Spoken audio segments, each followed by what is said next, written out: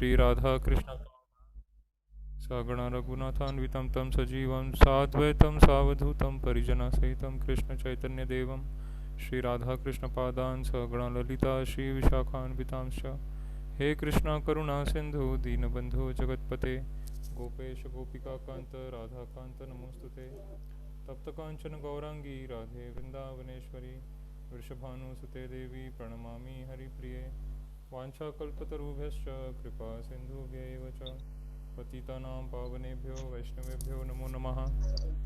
नमो विष्णुपदाय कृष्णप्रेष्ठाय भूतले श्रीमते भक्तिवेदांत स्वामी इति नामिने नमस्ते सरस्वती देवे गौरवाणी प्रचारिणे निर्विशेष शून्यवादी समस्तदेशतारिणे जय श्री कृष्ण चैतन्य प्रभु नित्यानंद श्री अद्वैत गदाधर श्रीवासादि गौर भक्तवृंद हरे कृष्णा कृष्णा कृष्णा हरे हरे हरे राम राम राम हरे हरे मुखं करोति वाचालं पङ्गुं लङ्घयते गिरिं यत्कृपातमहं वन्दे श्रीगुरुदीनतारिणं न धनं न जनं न सुन्दरीं कवितां वा जगदीशकामये मम जन्मनि जन्मनीश्वरे भवताद् भक्तिरहेतुकी त्वयि तृणादपि सुनीचेन तरोरपि सहिष्णुना अमानिना मानदेन कीर्तनीय सदा हरि।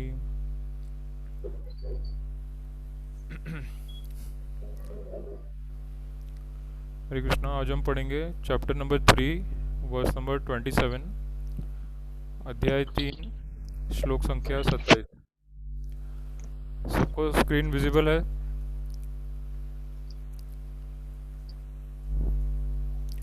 हरे कृष्णा, सबको स्क्रीन विजिबल है? हाँ हाँ प्रभु जी। सभी श्लोक रिपीट करिए। प्रकृते क्रियमाणानि प्रकृते क्रियमाणानि गुणे कर्माणि सर्वशः गुणे कर्माणि सर्वशः अहंकार विमूढ़ात्मा अहंकार आत्मा कर्ता अहमिति मन्यते। इति मन्यते। प्रकृते क्रियमाणानि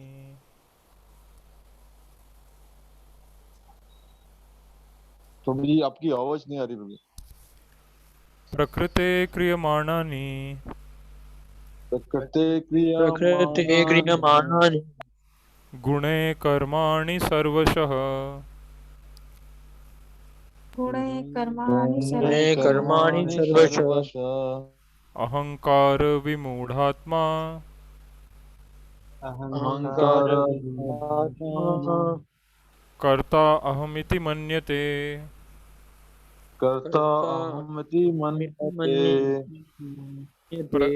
प्रकृते क्रियमाणानि प्रकृते क्रियमाणानि गुणे कर्माणि सर्वशः गुणे कर्माणि सर्वशः अहंकार विमूढ़ात्मा अहंकार कर्ता अहमिति मन्यते। कर्ता अहमिति मन्यते। हरे कृष्णा। इंग्लिश में पढ़िए ट्रांसलेशन और purport. The bewildered spirit soul, under the influence of the three modes of material nature, thinks himself to be the doer of activities which are inactively carried out by nature's purpose. Two persons, one in Krishna consciousness and the others in material consciousness, walking on the same level, may appear to be walking on the same platform, but there is a wide gulf of difference in their respective positions. The person in material consciousness is convinced by false ego that he is the doer of everything. He does not know that the mechanism of this body, the body is produced by material nature, which works under the supervision of the Supreme Lord. The materialistic person has no knowledge that ultimately he is under the control of Krishna. The person in false ego takes all credit for doing everything independently, and that is the symptom of his innocence. He does not know that this gross and subtle body is the creation of material nature under the order of the Supreme Personality of Godhead. And such his body and mental activities should be engaged in the service of Krishna. In Krishna consciousness, the ignorant man forgets that the supreme personality of God is known as Rishikesa, or the master of senses of the material body, for due to his long misuse of the senses in sense gratification, he is factually bewildered by the false ego, which makes him forget his eternal relationship with Krishna. Hare Krishna, Krishna Krishna, Hare Hare, Hare Ram, Ram Ram, Hare Hare. जय श्रीला प्रभुपाद की। हरे कृष्ण प्रभु जी। जय जय Srila Prabhupada, thank you. Please Hindi में पढ़िए। जीवात्मा अहंकार के प्रभाव से मोहग्रस्त होकर अपने आप को समस्त कर्मों का कर्ता मान बैठता है, जबकि वास्तव में वे प्रकृति के तीनों गुणों द्वारा संपन्न किए जाते हैं। तात्पर्य: दो व्यक्ति जिनमें से एक कृष्ण भावना भवित है और दूसरा भौतिक चेतना वाला है, समान स्तर पर कार्य करते हुए समान पद पर प्रतीत हो सकते हैं, किंतु उनके पदों में आकाश पाताल का अंतर रहता है। भौतिक चेतना वाला व्यक्ति अहंकार के कारण आश्वस्त रहता है कि वही सभी वस्तुओं का करता है। वह यह नहीं जानता कि शरीर की रचना प्रकृति द्वारा हुई है, जो परमेश्वर की अध्यक्षता में कार्य करती है। भौतिकतावादी व्यक्ति यह नहीं जानता कि अंततोगत्वा वह कृष्ण के अधीन है। अहंकारवश ऐसा व्यक्ति हर कार्य को स्वतंत्र रूप से करने के श्रेय लेना चाहता है, और यही है उसके अज्ञान का लक्षण। उसे यह ज्ञात नहीं कि उसके इस स्थूल तथा सूक्ष्म शरीर की रचना प्रकृति द्वारा भगवान की अध्यक्षता में की गई है। अतः उसके सारे शारीरिक तथा मानसिक कार्य कृष्ण भावनामृत में रहकर कृष्ण की सेवा में तत्पर होने चाहिए। अज्ञानी व्यक्ति यह भूल जाता है कि भगवान ऋषिकेश कहलाते हैं, अर्थात वे शरीर के इंद्रियों के स्वामी हैं। इंद्रिय तृप्ति के लिए इंद्रियों का निरंतर उपयोग करते रहने से वह अहंकार के कारण वस्तुत मोहग्रस्त रहता है, जिससे वह कृष्ण के साथ अपने शाश्वत संबंध को भूल जाता है। हरे कृष्ण कृष्ण कृष्ण हरे हरे, हरे राम राम राम हरे हरे। जय श्रीला प्रभुपाद। हरे कृष्ण प्रभु जी। हरे कृष्ण, जय श्रीला प्रभुपाद। तो ये श्लोक बड़ा महत्वपूर्ण है। ये भी श्लोक प्रभुपाद जी बहुत बार कोट करते थे अपने लेक्चर्स में और अपने प्रचार कार्य में। ये अहंकार जो है, श्रीला प्रभुपाद जी ने अपने बहुत सारे लेक्चर्स में बताया है कि एक अहंकार होता है जो सच्चा होता है और एक अहंकार होता है जो झूठा होता है। अब अहंकार के भी प्रकार है। अहंकार दो प्रकार के हैं, एक सच्चा अहंकार होता है और एक झूठा अहंकार होता है। एक उसको मिथ्या अहंकार बोलते हैं, फॉल्स ईगो। एक रियल ईगो होता है, एक फॉल्स ईगो होता है। तो हमें फॉल्स ईगो यानी कि मिथ्या अहंकार को छोड़ना है और हमें असली अहंकार को बनाए रखना है। अब ये समझना बहुत इम्पोर्टेंट है कि असली अहंकार क्या है और मिथ्या अहंकार क्या है। असली अहंकार है कि मैं भगवान का सेवक हूँ, मैं गुरु का सेवक हूँ और मुझे सब कुछ गुरु की सेवा के लिए करना है। ये असली अहंकार है। और मिथ्या अहंकार है कि मैं किसी पर डिपेंड नहीं हूँ, मुझे गुरु की भगवान की आवश्यकता नहीं है, मैं सब कुछ अपने आप स्वतंत्र रूप से कर सकता हूँ। तो इसको बोलते हैं मिथ्या अहंकार। तो सच्चा अहंकार हमें छोड़ना नहीं है और मिथ्या अहंकार हमें छोड़ना है। अब कई बार जब हम भक्ति करते हैं और हम कहते हैं कि मैं कृष्ण का सेवक हूँ, मैं श्रीला प्रभुपाद का सेवक बनने का प्रयास कर रहा हूँ, तो कई लोग हमसे कहते हैं कि ये सब भी माया है, कि भगवान को याद करना, भगवान की सेवा करना, अंत में सब कुछ शून्य हो जाता है और इन सब का कोई मतलब नहीं है। तो बस खाओ पियो मज़ा करो, फिर मृत्यु आ जाएगी, फिर सब कुछ शून्य हो जाएगा। तो ये हमारे वेदों में एक वैदिक वैदिक जितने भी दर्शन हैं उसमें एक दर्शन आता है चर्वक मुनि का। प्रभुपाद जी बताते हैं चर्वक मुनि ने ये नास्तिक एक दर्शन दिया था कि खाओ पियो मज़ा करो, इंद्रियों का सुख भोगो, और कल हो ना हो। ये जो हम बोलते हैं आज के टाइम में, कल हो ना हो, कि कल किसने देखा है, ये जीवन के बाद क्या होगा किसने देखा है। बस अभी खाओ पियो मज़ा करो, एंजॉय करो, बस जितना हो सके उतना शरीर का भोग करो। और शरीर बूढ़ा हो जाएगा, बीमारी हो जाएगी, फिर बीमारी के लिए लाखों रुपए खर्च करो बीमारी को ठीक करने के लिए, और जैसे ही ठीक हो जाते हो फिर से भोग करो। अब जिसकी वजह से आपको बीमारी लग गई वही काम वापस करो। तो इसको कहते हैं खाओ पियो मज़ा करो, कल हो ना हो।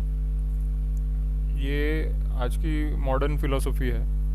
इसी फिलॉसफी पे सब लोग जीते हैं आज के समय में, और लोग सोचते हैं कि जो भी कर रहा हूँ मैं ही कर रहा हूँ, मैं ही हर चीज़ का स्वामी हूँ, मैंने मेहनत की, मैंने पैसा कमाया, मैं ही सब चीज़ों का स्वामी हूँ, जो भी मैंने कमाया उसका स्वामी मैं ही हूँ, मैं उसका भोग करूँगा। इस तरह से वो फिर माया की चपेट में आ जाता है, और फिर जल्दी उसका बुढ़ापा आता है, मृत्यु आती है, उसका सब कुछ छीन के वो फिर से सब कुछ ख़त्म हो जाता है।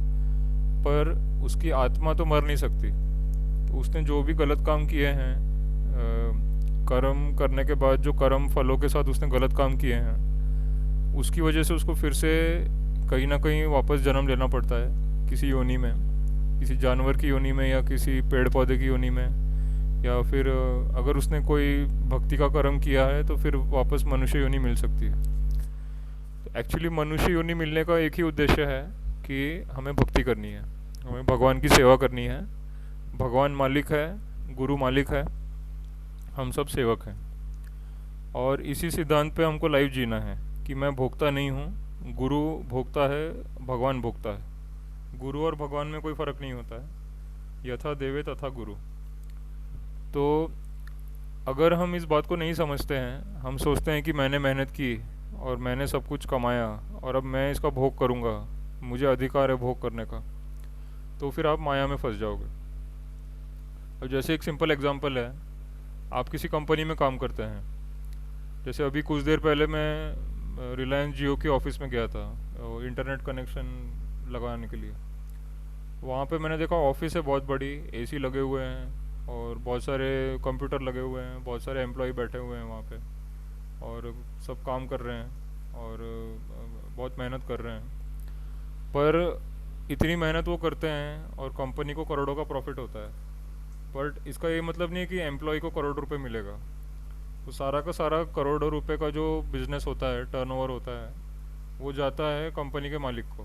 तो रिलायंस जियो का जो मालिक है उसको सब पैसा जाता है, फिर उसमें से एक पार्ट वो अपने एम्प्लॉयज़ को सैलरी के रूप में दे देता है। तो वो एक छोटा सा परसेंट होता है। मैक्सिमम जो मान लो कि करोड़ों का प्रॉफिट हुआ, उसमें से एक छोटा सा पार्ट वो सैलरी के लिए लगता है, कि जितने एम्प्लॉय हैं, जितनी ऑफिस है, उसके लिए हम सैलरी देंगे उनको। तो उनको उतना ही मिलता है। और एम्प्लॉय कभी भी ऐसा नहीं बोल सकता कि मैं कंपनी का मालिक हूँ। वो तो सिर्फ उस कंपनी में काम करता है और मेहनत करता है, और उसको जो बोला जाता है वो करता है। और एक्चुअली कंपनी का प्रॉफिट और लॉस देखने वाला कंपनी का मालिक होता है। और जो एम्प्लॉय होता है उसको चिंता नहीं करनी है, क्योंकि अगर लॉस भी हुआ तो भी सैलरी तो उसको देना ही पड़ेगा। कंपनी के मालिक को उसको सैलरी तो देनी पड़ेगी, नहीं तो वो काम करना ही बंद कर देगा। तो इसीलिए मालिक को भी डरना पड़ता है कि अगर ये चला गया तो फिर कंपनी के काम रुक जाएंगे, और हमें तो एम्प्लॉय की ज़रूरत है। तो इसलिए अगर कंपनी को लॉस भी होता है तो भी मालिक को सैलरी तो देनी पड़ती है। इसलिए जो भी एम्प्लॉय होता है उसको चिंता नहीं होती है। वो सोचता है कि अभी मेरे को तो अपना काम करना है, बस मुझे अपना काम पूरा करना है, बाकी टेंशन मुझे नहीं लेना है कि प्रॉफिट होगा लॉस होगा, कंपनी चलेगी नहीं चलेगी। वो सारा टेंशन किसको लेना है? वो कंपनी के मालिक को लेना है। उसी तरह से प्रभुपाद जी कहते हैं कि ये पूरा जो ब्रह्मांड है, ब्रह्मा जी का ये जो ब्रह्मांड है पूरा, ये कंपनी की तरह है, और उस कंपनी का मालिक है भगवान कृष्ण। तेने ब्रह्म हृदया आदि कवये मुह्यंती यत् सूरया। तो ब्रह्मा जी और सूरया, सूरया मतलब जो देवता है और जो दानव है राक्षस, तो इस ब्रह्मांड में ब्रह्मा जी है, शंकर भगवान है, देवता है, राक्षस है, देवी है, देवता है, और राक्षस है, उनकी पत्नियां हैं। तो ऐसे कई लोक हैं इस पूरे ब्रह्मांड में। 14 लोक होते हैं पूरे ब्रह्मांड में। तो ये पूरा एक, आप मान लो कि एक बहुत बड़ी कंपनी है ये। मतलब इतनी बड़ी है कि कोई देख भी नहीं सकता कि ये ऊपर से नीचे तक कितना फैला हुआ है। इस ब्रह्मांड का कितना हाइट है, कितना इसकी गहराई है, कितनी लंबाई है, कोई इसको माप भी नहीं सकता। जैसे इस धरती पे कोई एक कंपनी होती है, एक दुकान होती है, उसको तो आराम से आप मेजरमेंट ले सकते हैं कि हाँ ये इतना चौड़ा है, इतना लंबा है। और अगर मान लो बहुत बड़ी कंपनी है तो पूरी बिल्डिंग ही उसकी है, तो उसमें बहुत सारे फ्लोर है, बहुत सारे लोग बैठते हैं उसमें।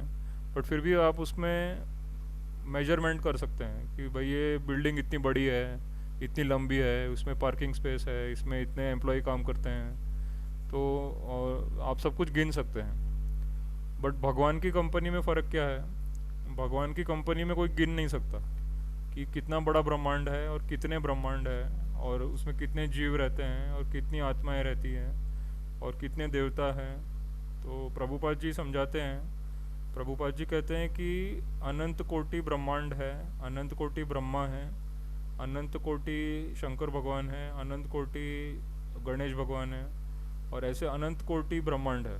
तो आप तो गिन भी नहीं सकते, आपका गिनने का पावर ही ख़त्म हो जाएगा कि कितने ब्रह्मांड भगवान ने बनाए हैं, उसमें कितने जीव रहते हैं, और कितना उसमें मतलब कितनी बड़ी कंपनी है भगवान की। ये कोई गिन नहीं सकता, इसको कोई मेजरमेंट नहीं कर सकता, और कोई सोच भी नहीं सकता कि कितना बड़ा है। और ये सब भगवान के बस एक श्वास से निकलता है। जैसे हम लोग श्वास लेते हैं तो हमारे नाक में से हवा निकलती है, और फिर हम श्वास अंदर लेते हैं तो हवा अंदर जाती है। तो उस हवा के अंदर छोटे छोटे पार्टिकल होते हैं हवा के, वो भी असंख्य होते हैं, कोई गिन नहीं सकता। उसी तरह से अनंत कोटि ब्रह्मांड है, अनंत कोटि ब्रह्मा है, इतने सारे देवी देवता हैं। तो ऐसा कहते हैं 33 प्रकार के देवी देवता होते हैं, 33 टाइप, और ऐसे करोड़ों ब्रह्मांड है।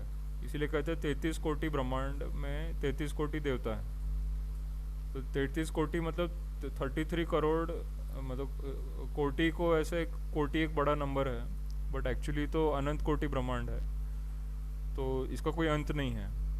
तो इसीलिए कहते हैं 33 कोटि देवी देवता है।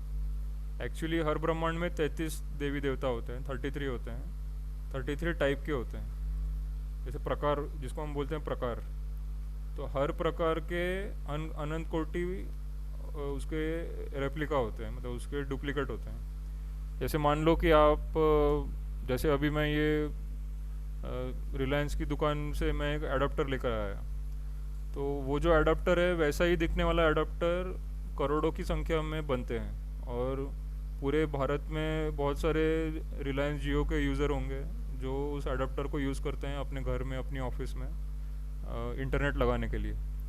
तो प्रोडक्ट वही है, दिखने में भी वैसा ही है, बट उसके कॉपी होते हैं, मतलब उसी के जैसे दिखने वाले करोड़ों कॉपीज़ होते हैं। उसी तरह से 33 प्रकार के देवता हैं, 33 प्रकार के देवता हैं, और हर देवता का अनंत कोटि कॉपीज़ हैं। तो उसकी कोई आप लिमिट नहीं ढूंढ सकते कितने ब्रह्मांड है। तो जितने भी ब्रह्मांड है हर एक में 33 टाइप के देवता हैं। इसलिए कहते हैं 33 कोटि देवता होते हैं भगवान की सृष्टि में, और ये सारे भगवान के श्वास से निकलते हैं। एक भगवान की एक श्वास में इतने सारे ब्रह्मांड निकलते हैं और इतने देवता निकलते हैं, तो कोई गिन नहीं सकता उसको। तो भगवान इतने महान है, इतने विशाल है। अब इसी को समझाने के लिए प्रभुपाद जी एक स्टोरी बताते हैं, एक कथा बताते हैं। प्रभुपाद जी कहते हैं कि दो व्यक्ति थे, एक चमार था और एक ब्राह्मण था। तो आजकल हमारे समाज में कास्ट सिस्टम बन गया है कि चमार और भंगी और उनको नीचा मानते हैं और ब्राह्मण को ऊंचा मानते हैं। बट पहले ऐसा नहीं था। हमारा जो ओरिजिनल सनातन धर्म है उसमें सबको दास बोलते थे, ईश्वर दास, भगवान दास, रामदास, गोपाल दास, इस तरह से पहले नाम होते थे, सबको दास बोलते थे, भगवान का सेवक बोलते थे। तो पहले कास्ट सिस्टम नहीं था हमारे समाज में, ये बाद में अंग्रेज़ लोग लेकर आए कास्ट सिस्टम को, इसीलिए सब खराब हो गया है। अभी अभी के टाइम में सब खराब हो चुका है। तो प्रभुपाद जी एक कथा बताते नारद मुनि की। नारद मुनि एक बार इस धरती पे विचरण कर रहे थे, तो उन्होंने देखा कि एक जगह पे एक बरगद के पेड़ के नीचे एक चमार बैठ के जूते सिल रहा है। और थोड़े से आगे वो गए तो उन्होंने देखा कि एक और पेड़ है, उसके नीचे एक ब्राह्मण बैठा हुआ है। तो जब वो चमार के पास गए तो उस चमार ने क्वेश्चन पूछा कि नारद मुनि आप कहाँ जा रहे हैं। तो नारद मुनि ने कहा कि मैं तो वैकुंठ से आया हूँ कृष्णा भगवान के पास से, और वहीं पे जाऊँगा वापस। तो वो चमार ने बोला कि अगर आप भगवान के पास जाएंगे तो बस एक बात पूछना उनसे कि मेरी मुक्ति कब होगी, मेरी इस संसार से मुक्ति कब होगी। तो नारद मुनि ने बोला ठीक है मैं पूछूंगा। फिर वो ब्राह्मण के पास गए, तो नारद मुनि से ब्राह्मण ने फिर से वही क्वेश्चन पूछा कि नारद मुनि आप तो भगवान, मतलब वो ब्राह्मण था तो उसे पता था कि नारद मुनि भगवान के पास रहते हैं, उनके भक्त हैं। तो ब्राह्मण ने पूछा कि आप तो भगवान के पास जाते हैं, भगवान के पास ही रहते हैं, तो आप भगवान से पूछिए कि क्या मेरी मुक्ति कब होगी, इस संसार से मेरी मुक्ति कब होगी। तो पहले के समाज में सबको ज्ञान था भगवान के बारे में, और सबको जन्म मृत्यु का ज्ञान था, सबको आध्यात्मिक ज्ञान था, इसीलिए कास्ट सिस्टम नहीं था। तो इसीलिए चमार को भी ज्ञान था और ब्राह्मण को भी ज्ञान था कि जन्म मृत्यु होता है और मुक्ति जैसा कुछ होता है, तो सबको ज्ञान था। तो नारद मुनि ने ब्राह्मण से भी कहा ठीक है मैं पूछूंगा, आपके लिए भी भगवान से पूछूंगा। उसके बाद नारद मुनि वैकुंठ में गए भगवान के पास, कृष्ण भगवान के पास। फिर वहाँ पे नारद मुनि ने पूछा भगवान से कि आज मैं धरती पे मृत्युलोक में गया था, तो मृत्युलोक में मैंने देखा कि एक चमार बैठा हुआ है और एक ब्राह्मण बैठा हुआ है, और उन्होंने दोनों ने एक ही प्रश्न पूछा मुझसे कि हमारी मुक्ति कब होगी। तो कृष्ण भगवान ने कहा कि वो जो चमार है उसकी मुक्ति तुरंत हो जाएगी, और वो जो ब्राह्मण है उसको अभी बहुत टाइम है, उसको बहुत जन्म लगेंगे मुक्ति होने में। तो नारद मुनि को थोड़ा सा डाउट आया। नारद मुनि ने कहा ऐसा क्यों, तो चमार तो जूते सिल रहा है और ब्राह्मण तो आपका नाम लेता रहता है हमेशा, मतलब गीता पढ़ता रहता है और नाम लेता रहता है, उसकी मुक्ति को बहुत जन्म लगेंगे, और वो जो चमार है वो चमार की आप कह रहे हो मुक्ति तुरंत हो जाएगी, तो ऐसा कैसे हो सकता है। तो भगवान कृष्ण हंसने लगे। भगवान ने कहा ठीक है नारद मुनि आप ऐसा करिए, आप उनसे जाके एक प्रश्न पूछिए, आप उनको जाके एक बात बताइए कि भगवान जो है, भगवान एक सुई के ऊपर जो छेद होता है उसके अंदर से हाथी को इस तरफ से निकाल के उस तरफ डाल रहे हैं। तो नारद मुनि ने बोला ठीक है मैं उनको बोलूँगा। तो नारद मुनि गए और फिर वो पहले चमार के पास गए, पहले ब्राह्मण के पास गए। तो ब्राह्मण ने जैसे ही नारद मुनि को देखा तो उन्होंने पूछा अच्छा आप वापस आ गए, तो भगवान क्या कर रहे थे। तो उन्होंने कहा कि भगवान जो है ना एक सुई के अंदर जो छेद होता है उसके अंदर हाथी को इस तरफ से उस तरफ डाल रहे थे। तो उस ब्राह्मण ने कहा कि देखिए ऐसी बातें मत करिए मेरे साथ, मुझे ऐसा अच्छा नहीं लगता, ये ऐसा वैसा हो नहीं सकता, ऐसा भगवान कैसे कर सकते हैं। तो नारद मुनि मन ही मन समझ गए कि अच्छा इसीलिए इसकी मुक्ति नहीं होगी, इसको भगवान में श्रद्धा नहीं है, ये नाम तो ले रहा है गीता तो पढ़ रहा है बट इसके अंदर श्रद्धा ही नहीं है कि भगवान कुछ भी कर सकते हैं। तो फिर वो चले गए, और फिर उन्होंने बोला कि अच्छा भगवान ने बताया मेरी मुक्ति कब होगी। कहते हाँ आपकी मुक्ति में अभी थोड़ा टाइम लगेगा, अभी थोड़े और जन्म लगेंगे। तो वो ब्राह्मण और गुस्सा हो गया, फिर नारद मुनि चले गए वहाँ से। फिर नारद मुनि गए उस चमार के पास, और फिर चमार ने भी देख के पूछा कि अच्छा आप आ गए, भगवान क्या कर रहे थे। तो नारद मुनि ने कहा कि भगवान एक सुई के छेद में से हाथी को इस तरफ से उस तरफ डाल रहे थे। तो वो चमार जो है खुश हो गया, कहते अच्छा मेरे प्रभु तो ऐसा भी कर सकते हैं, वाह ये तो चमत्कार है, भगवान तो कुछ भी कर सकते हैं। तो फिर नारद मुनि समझ गए कि ये चमार की मुक्ति जल्दी क्यों होगी, क्योंकि उसको श्रद्धा है। मतलब वो गीता नहीं पढ़ रहा है, वो नाम नहीं जप रहा है भगवान का, वो जूते सिल रहा है, बट उसके मन में श्रद्धा है कि भगवान कुछ भी कर सकते हैं। तो इसीलिए उसकी मुक्ति जल्दी हो जाएगी, उसको वापस जन्म नहीं लेना पड़ेगा। तो नारद मुनि ने फिर उसकी टेस्ट ली कि चलो देखते हैं ये बोल तो रहा है बट सचमुच ये बिलीव करता है कि नहीं। तो नारद मुनि ने उसको पूछा कि ऐसा कैसे हो सकता है, भगवान, मैंने आपको बोला, आपने मान भी लिया, आपने इतना जल्दी कैसे मान लिया? ऐसा कैसे हो सकता है कि भगवान इस तरफ से उस तरफ हाथी को डाल रहे हैं सुई के छेद में से? तो वो कहते हैं कि देखिए मैं यहाँ बरगद के पेड़ के नीचे बैठा हूँ, अब बरगद के पेड़ में से बरगद के बीज गिरते हैं नीचे, उस एक एक बीज में से एक नया बरगद का पेड़ निकलता है। इतना छोटा सा वो बीज है, और उस छोटे से बीज के अंदर इतना बड़ा बरगद का पेड़ भगवान ने छुपा के रखा है, और जो हमको दिखता भी नहीं है। तो इतना बड़ा हाथी उस छेद में अंदर डालने में भगवान के लिए क्या मुश्किल है? भगवान तो ऐसे चमत्कार रोज करते रहते हैं। तो फिर नारद मुनि को पूरा विश्वास हो गया कि ये शुद्ध भक्त है भगवान का, और इसका ज्ञान भी परफेक्ट है, ये अंधविश्वास नहीं करता है, इसको साइंटिफिक नॉलेज है भगवान के बारे में। तो प्रभुपाद जी कहते हैं कि हर चीज़ का बीज जो है वो भगवान ही देते हैं, चाहे छोटी सी चींटी हो या मनुष्य हो या बड़ा हाथी हो या एक बड़ा बरगद का पेड़ हो या ये पूरा ब्रह्मांड है, ये पूरे ब्रह्मांड का भी जो बीज है वो भगवान ने दिया है। तो मतलब कि हमें इस बात पे पूरा विश्वास होना चाहिए कि भगवान कुछ भी कर सकते हैं, वो छोटी से छोटी चीज़ भी बना सकते हैं और बड़े से बड़ी चीज़ भी बना सकते हैं। तो ये सब कुछ भगवान अपनी प्रकृति के माध्यम से कर रहे हैं, तो भगवान के लिए कुछ भी इम्पॉसिबल नहीं है। तो इस बात पे हमें पूरा एक तरह से यकीन होना चाहिए।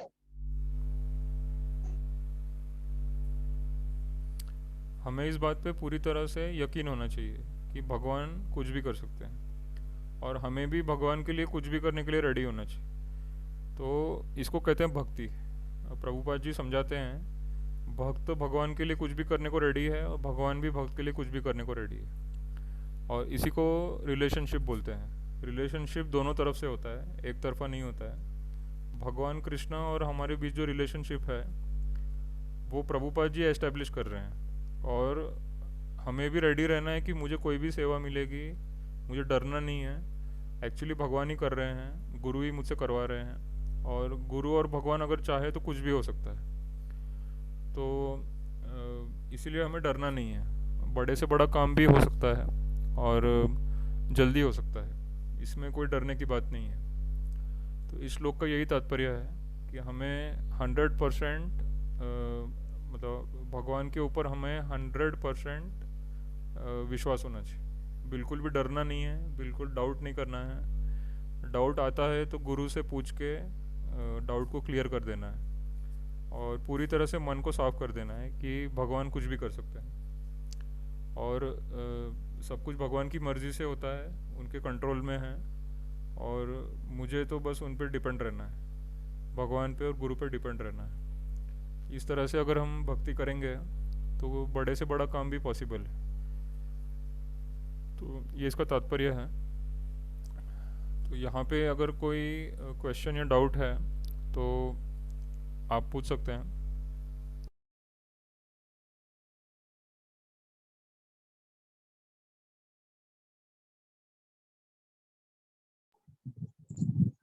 हरे कृष्ण प्रभु जी। हरे कृष्ण प्रभु जी। हरे कृष्ण, हाँ बोलिए। प्रभु जी, जैसे कल राधाष्टमी है तो फास्टिंग हुआ, वो कब से शुरू होगा फास्टिंग? फास्टिंग सूर्योदय के बाद, सुबह। हाँ, और 12 बजे तक, दोपहर को 12 बजे तक। जी, स्टार्टिंग कब से होगी प्रभु जी उनकी? वही सूर्योदय के बाद, ठीक है। सूर्योदय के बाद व्रत शुरू हो जाएगा, दोपहर को 12 बजे तक। ठीक है। हरे कृष्ण प्रभु जी। हाँ, हरे कृष्णा। प्रभु जी, ये भी एकादशी की तरह ही रखना। क्या बोल रहे हैं? जो कल वाला फास्ट है वो भी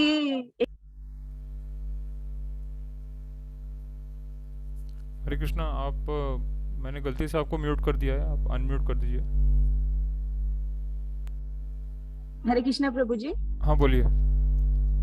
प्रभु जी, जो कल वाला फास्ट है वो भी एकादशी की तरह ही रखना है? हाँ, एक्चुअली 12 बजे तक कुछ भी नहीं लेते हैं। पानी भी नहीं पीना है? पानी के बिना ही करते हैं हम लोग, बट पानी पी सकते हैं, ऐसा कुछ नहीं है। 12 बजे तक हम जी कुछ भी प्रभु। नहीं खाते हैं, और फिर हम 12 के बाद व्रत को खोलते हैं। जी प्रभु जी। और अगर आप नहीं रख पाओगे तो फल और एकादशी वाला खा सकते हो। जी प्रभु जी। हरे कृष्णा प्रभु जी। हरे कृष्ण जी। इस श्लोक से जुड़ा हुआ कोई प्रश्न है तो पूछ सकते हैं।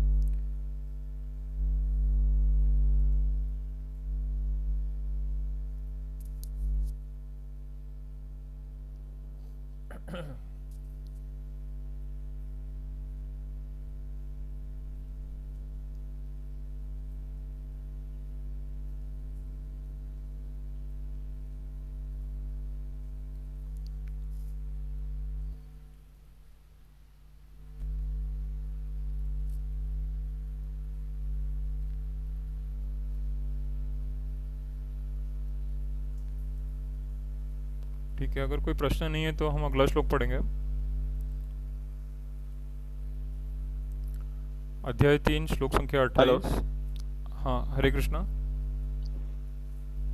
हाँ प्रभु जी, मैं ये पूछ रहा था, आपने जो बताया ना 33 टाइप के जो देवता, 33 टाइप के जो देवता है, उसमें से 11 तो रुद्र, 11 रुद्र हो गए, 2 अश्विनी कुमार और 8 वसु। 12 क्या है? मैं थोड़ा सा वो कंफ्यूज हो गया था। 12 आदित्य। हाँ 12 आदित्य, ओके। जी, टोटल 33 है, और ये हर ब्रह्मांड में होते हैं। तो अनंत कोटि ब्रह्मांड है, और हर ब्रह्मांड में 33 है, इसलिए 33 कोटि देवी देवता है। ठीक है प्रभु, हरे कृष्ण। हरे कृष्ण।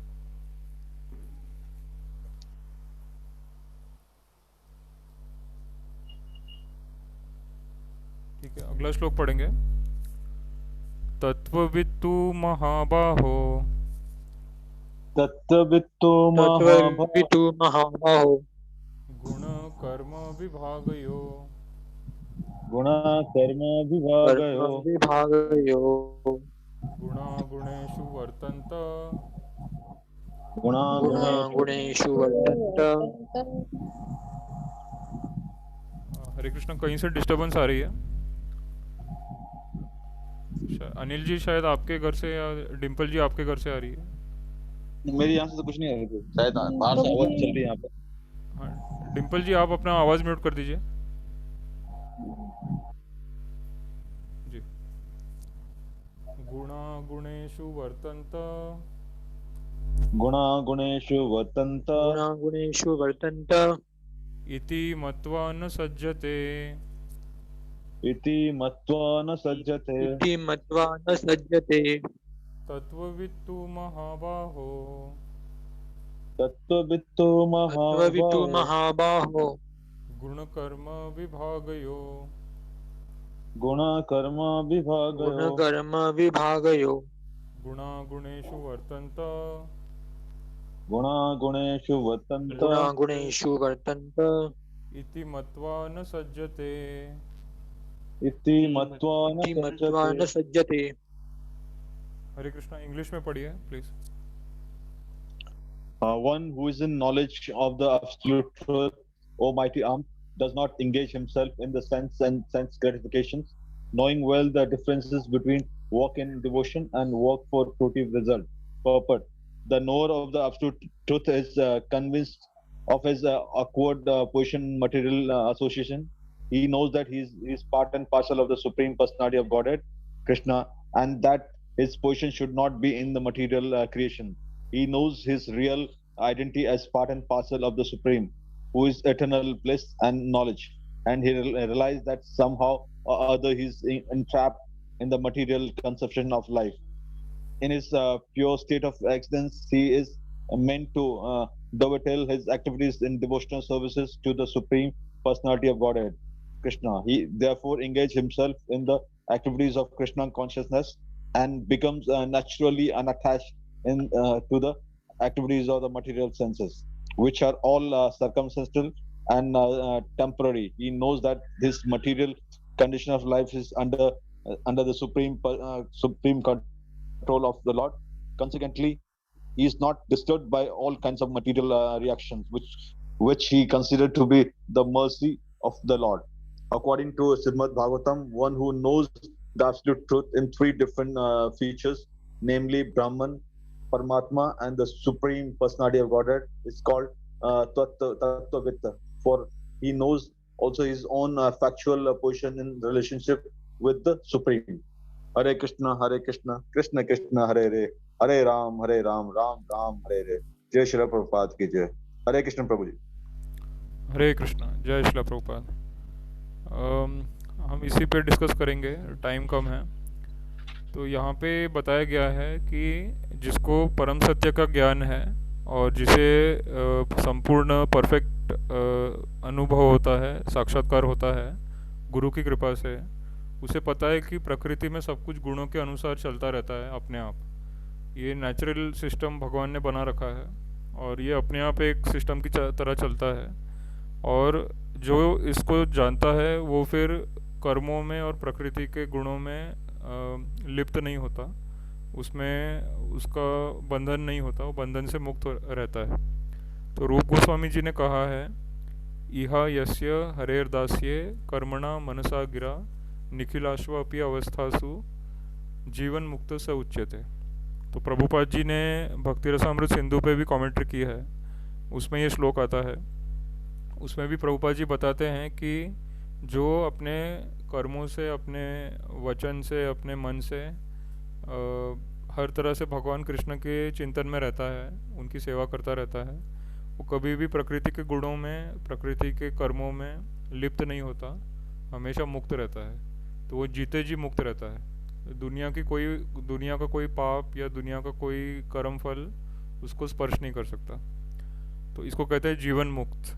और भक्त भी ऐसा ही होता है, वो भगवान को पूरी तरह से तत्व से जानता है और उसी को गुरु कहते हैं. इसीलिए प्रभुपाद जी गुरु हैं, क्योंकि अभी भी वो अपनी मर्जी से यहाँ पे जी रहे हैं इसी मटेरियल वर्ल्ड में, बट फिर भी मटेरियल वर्ल्ड के कोई भी गुण या कोई भी कर्म उनको टच नहीं कर सकते. और अभी भी वो कार्य कर रहे हैं और दिव्य स्तर पे कार्य कर रहे हैं इसी जगत में. तो इसीलिए उनको देख पाना, उनको सुन पाना मुश्किल होता है, इसीलिए उन्होंने रिकॉर्डिंग भी कराई है. प्रभुपाद कहते हैं कि मेरी रिकॉर्डिंग जो सुनेगा और मेरी बुक जो पढ़ेगा, मैं उसके निकट ही रहता हूँ हमेशा और उसको गाइड करता रहता हूँ. तो इसलिए हमें प्रभुपाद जी को साधारण नहीं समझना चाहिए. वो गुणों से परे हैं, वो मुक्त आत्मा है, अपनी मर्जी से वो यहाँ पे रह रहे हैं और हम सबको गाइडेंस दे रहे हैं. तो इस पे क्वेश्चन आंसर्स हम कर लेंगे अगले सेशन में. और आज यहीं पे हम क्लास पूरा करते हैं. ग्रंथराज श्रीमद् भगवद गीता यथारूप की जय. जगत गुरु श्रील प्रभुपाद की जय. हरे कृष्णा कृष्ण कृष्ण हरे हरे, हरे राम राम राम हरे हरे. राम राम हरे हरे. हरे कृष्ण प्रभु. हरे कृष्ण.